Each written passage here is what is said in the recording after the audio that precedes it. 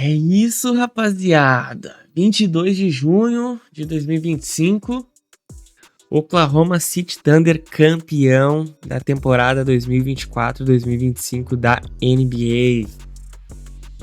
Temporada dominante do Oklahoma. Tiveram aí mais de 64 vitórias, né? Finalmente foram coroados com o título. Fica aqui o meu parabéns ao torcedor do Thunder, todo mundo da organização aí. Sam Presti, quando montou esse time lá em 2012, com KD, Westbrook e Harden, remaram demais, remaram muito para ter aqueles três nomes, aqueles três talentos, e não deu em nada, né? A gente sabe que era um time apaixonante de se ver, Westbrook no prime dele, bem explosivo, aquelas dunks, pô, foda demais. Só que todo mundo sabe o que aconteceu, né? Novela do Duran depois, enfim. Essa franquia sofreu muito, o torcedor sofreu muito. Teve a troca do Paul George recentemente, que de certa forma foi uma sobrevida para a franquia, né? Assim, finalmente colheram os frutos dessa troca, né? Depois de toda aquela paciência, depois de apostar nos jovens, depois de, né, draftar bem, depois de acreditar no projeto. Não é qualquer time que tem coragem e a capacidade de fazer um rebuild do jeito que o Oklahoma fez, né? De confiar no processo. E, cara, o resultado tá aí. Campeões da NBA. Tá? E esse é só o primeiro passo para construir uma dinastia. A gente tem aí Shea com 26 anos. A gente tem J-Dub com 24. A gente tem o Chet com 23. A gente tem o Cason Wallace com 21 anos. Tem o Lu Dort com 26. Tem novato que nem jogou essa temporada ainda, gente. E é considerado, sabe? Tem Aaron Wiggins com 26 anos. O mais velho desse time é o Caruso, com 31 anos, gente. Muitos contratos ainda de calouro. Múltiplos anos de contrato aí, galera. Pô, o time tem 30 escolhas do draft, sendo 12 de primeira rodada até 2032, sabe? Galera, sim, eu já falei lá nos primeiros vídeos, assim, que era assustador, né? Porque, cara, é muita gente nova, a dinastia... Olha, se continuar o projeto do jeito que tá, a gente vai ver uma dinastia vindo aí, sim. Eles vão sofrer pra pagar todo mundo, sabe? Eles vão entrar aí no a segunda prom do Luxury Tax, né? Só que essa quantidade de ativos que a franquia tem, essa quantidade de picks, né, Shedder? Né, Shedder? Ó, Shedder concorda. Essa quantidade de picks, galera, sabe? Vai ajudar muito a fazer movimentos aí na margem pra manter o time, sabe? Competitivo nesse período, assim. Então, a gente tem um Big Three jovem, né? Incrível. A gente tem um head coach brilhante, já ganhou melhor técnico em 2024, sabe? Uma quantia enorme de ativos, assim, e agora o primeiro título conquistado. Então, assim, o Chet daqui 2 anos vai ter um contrato novo, o J-Dub também, o Shea vai ter um contrato aí de 80 milhões, então, assim, tem essas picks futuras do draft, principalmente de primeira rodada, isso que é importante sacar. Então, assim, tu tem um time jovem, campeão, muitas picks, é um cenário muito favorável pro OKC, sabe? É um cenário muito diferente, por exemplo, que era o cenário dos Nuggets, que foram campeões recentemente. Eles não tinham como manter alguns jogadores que foram importantes naquela campanha, né? Eles não conseguiram manter o Jeff Green, eles não conseguiram manter o Bruce Brown, por exemplo, né? Claro, são jogadores muito abaixo do J-Dub e tal, mas foram peças importantes. O Shedder tá meio agitadinho aqui, ó, com o título do OKC. Assim, a gente vê uma média de 25,7, né, anos. Essa é a média de idade desse time de OKC. É o segundo time mais jovem a ser campeão da NBA, sabe? Então o potencial a ser explorado é enorme. Enorme. Censurar a bundinha dele aqui. Então, assim, a franquia vai crescer muito a partir de agora, né? Tu vai ter esse revenue, assim, né? Vai conseguir manter o time, tu vai ter mais fãs, tu vai ter mais engajamento. Então, assim, é um futuro brilhante, brilhante mesmo, assim. Em contrapartida, gente, é um fim melancólico pros Pacers. Tem que dar um cortezinho aqui, porque o Cheddar fez uma bagunça aqui, derrubou tudo. Porque, assim, os Pacers, você não ganha o título esse ano. E muito provavelmente não vai ganhar na temporada que vem também, porque, assim como o Celtics, gente, a gente sabe, quando a tua estrela, né, o teu franchise player tem uma lesão no tendão de Aquiles, a expectativa é que ele perca a temporada inteira. Então, é difícil, vai ser difícil, assim. Que triste, cara. A gente tinha o Haliburton quente na partida, ele já tava com 9 pontos, sabe? Parecia que ele tava vindo pra um jogo aí, cara, histórico, sabe? Não tem como saber, né? É difícil falar isso, mas é um desfalque gigantesco, assim. Influencia muito no jogo mentalmente, tecnicamente, sabe? Após a lesão do Haliburton, eu pensei, pô, cara, acabou, né? Isso com 7 minutos de jogo, gente, sabe? Ele faltando 5 minutos, né? Ele saiu faltando 5 minutos. Então, assim, eu pensei, agora acabou, né, cara? Acabou os Pacers. Mas não. O time se mostrou resiliente ali. Tava bem mentalmente, né? Eles não deixaram o placar se estender muito. A gente via 34-32, né? Terminou o segundo quarto 40-40. Então, estavam conseguindo se manter. A gente via nos 2 primeiros quartos o Cason Wallace e o Caruso jogando bem, muito bem, e o Chet e o J-Dub sumidos na partida, sumidos, assim, não estavam fazendo absolutamente nada no jogo. E aí você via do lado dos Pacers o Nembhard e o McConnell tendo que armar.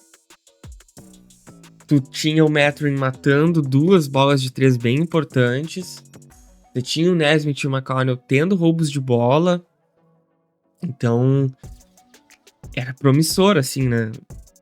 Os Pacers estavam conseguindo se manter no jogo. Aí chega no terceiro quarto e é um desastre. Tudo que a gente viu, toda a resiliência dos Pacers foi por água abaixo.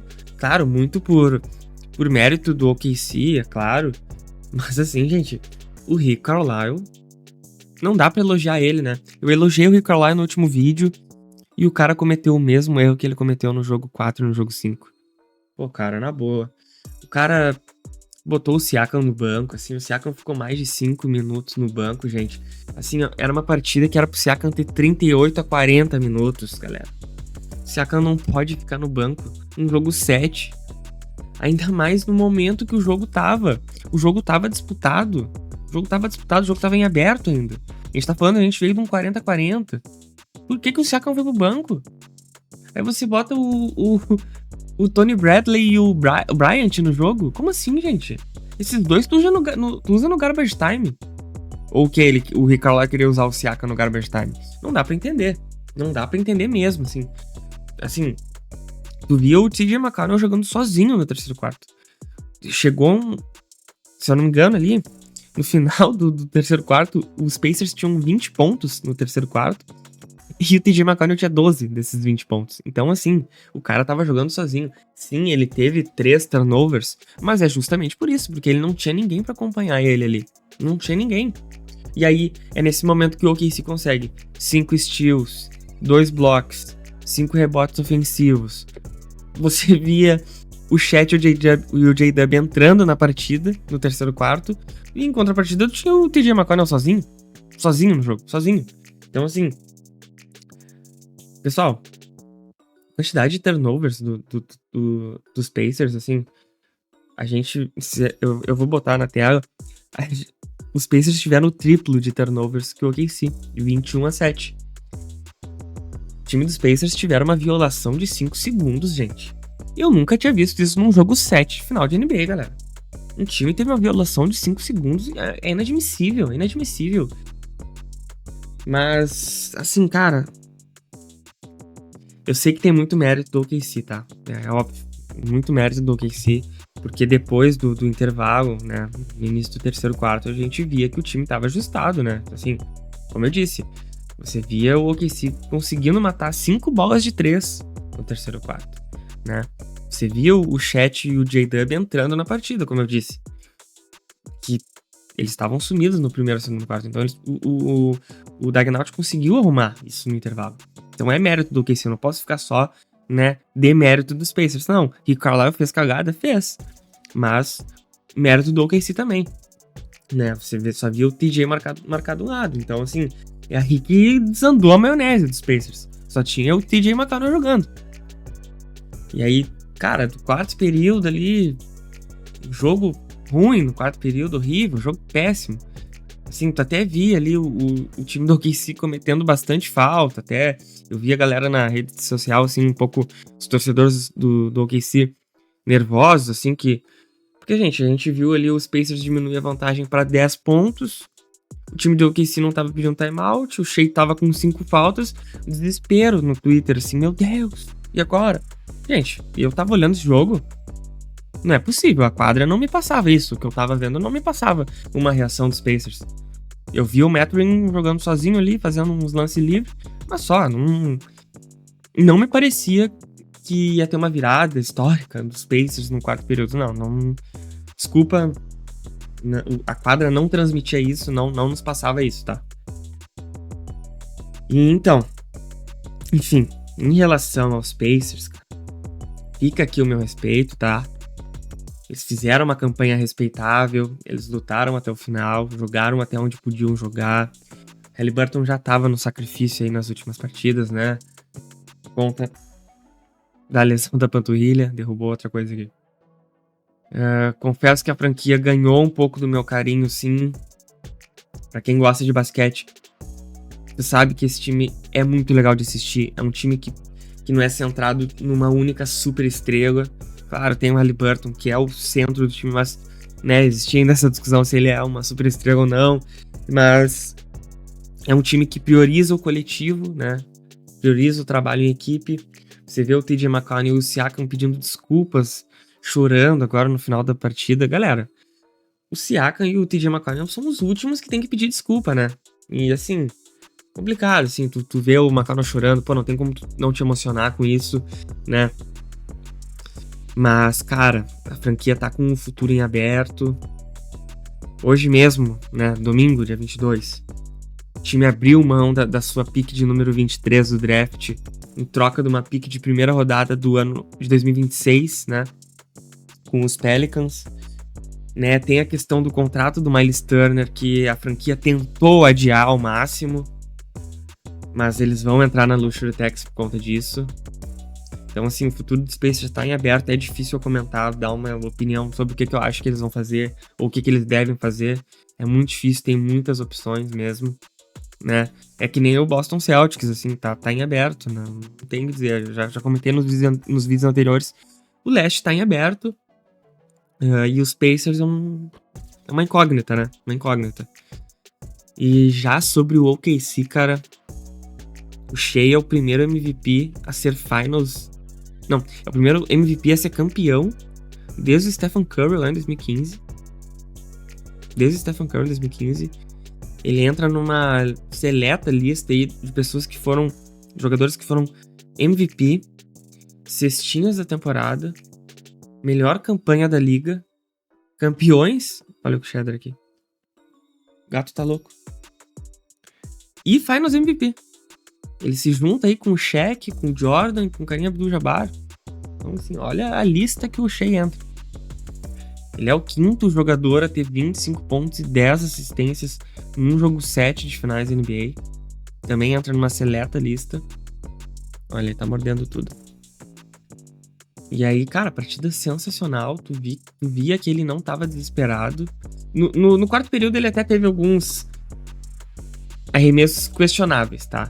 Mas, cara, a essa altura, assim, ele já tinha 12 assistências, né? Ele liderou o time, ele fez um jogo coletivo absurdo.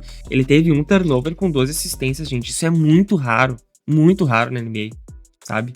A gente também via o Chet. O Chet estabeleceu o recorde de tocos num jogo 7, né? De finais de NBA. 5 tocos. Pô, tu via o Lu Dort, cara. Cachorrão. O Lu Dort é um cachorrão jogando. Um pitbull. O cara não parava, meu. Ensandecido, louco da cabeça. Se tem o J-Dub, claro, o J-Dub, ele é muito... Olha, ele é o número 2. Ele é o melhor número 2 desde Scott Pippen. Cara, ele é muito mais que isso. Ele é muito mais que só um número 2. J-Dub tem potencial, sim, pra ser cara de um time. O cara joga muito. Tava apagado, sim, no primeiro, segundo, quarto, mas deu a volta por cima. Foi um pontuador muito importante pro time, né? E, cara, sim, a gente viu... A gente já falava o OKC era o favorito desde o início. Antes da série começar, eu já tinha falado que seria 4-1 esse jogo, né? O OKC sofreu um pouquinho, assim, nessa série. Mas, cara, um time tão jovem assim... Eles jogaram contra um Denver que foi campeão há poucos anos atrás. Claro, como eu disse, não tinha algumas peças, sim, daquele time campeão. Mas o DNA de campeão estava ali. A base do time campeão estava ali. Você tinha o Nikola Jokic, por exemplo, né? Não tem como. Então, assim, um time que derrotou da forma que derrotou Denver. A forma que jogou essa série contra os Pacers, a casca que ganha, né? Esse time teve 2 derrotas em casa nessa pós-temporada. E uma foi com um game winner do Gordon e outra com um game winner do Haliburton. Então também não foram partidas que, pô, foram dominados pelo adversário, sabe? Então, cara, esse elenco jovem ganhou uma maturidade com essa pós-temporada. Então é um futuro brilhante pela frente dessa franquia. Cara, tu como torcedor do OKC tem que comemorar, tem que estar feliz. Tu agora é campeão da NBA. Eu como torcedor do Celtics, eu passo a minha faixa de atual campeão pra ti, infelizmente. E eu já tô morrendo de saudade da NBA. Segunda, tem draft. Vamos ter Cooper Flag no Dallas Mavericks, né? Essa semana eu quero trazer um vídeo aí sobre a troca que foi confirmada sobre o Kevin Durant no Houston Rockets. E, pessoal, é isso. Muito obrigado a quem acompanhou esses vídeos que eu falei sobre as finais da NBA. Tô começando o canal agora. Achei que o momento das... Era perfeito para começar o canal, né? Comentar sobre as finais. Então é isso. Muito obrigado. Eu não vou parar de postar vídeo. Agora vai ter muito mais conteúdo nessa off-season. Vamos trabalhar bastante. Eu conto com a tua inscrição aqui, conto com o teu like, com o teu comentário. Compartilha esse vídeo. Segue também as nossas redes sociais. Eu criei um Instagram pro canal. Canal_crossover no Instagram. Dá uma seguida lá. E tamo junto, galera. Um abração. Valeu por acompanhar até aqui. Feito. Abraço.